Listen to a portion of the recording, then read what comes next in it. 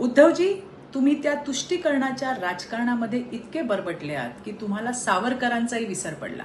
काय म्हणाले होते सावरकर? हिंदू म्हणजे कोण?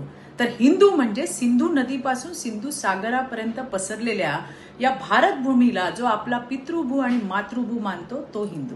आणि त्यामुळेच आम्ही दिवाळीत जसा आनंदाचा शिधा देतो तसंच पंतप्रधानांनी सौगाते मोती दिलं तर तुम्ही का घाबरलात? आम्ही कायम म्हणतो की आम्हाला हिंदुत्वाचा सार्थ अभिमान आहे।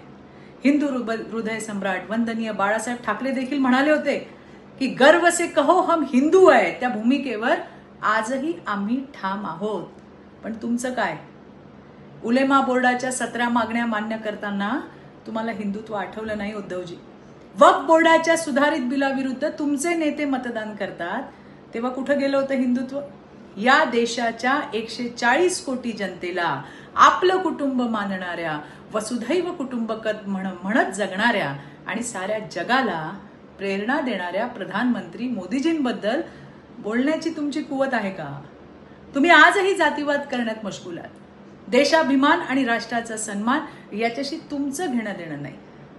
आणि वंदनीय बाळासाहेबांच्या विचारांचं देखील तुम्हाला काही सोयरसूतक राहिलेलं नाही।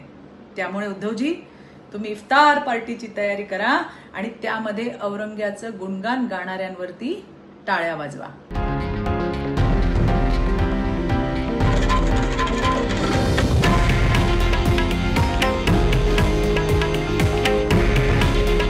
हे आहे देशातील नंबर 1 न्यूज नेटवर्क आणि आपण पाहत आहात TV9 मराठी। काळजी तुमची, हित महाराष्ट्राचं।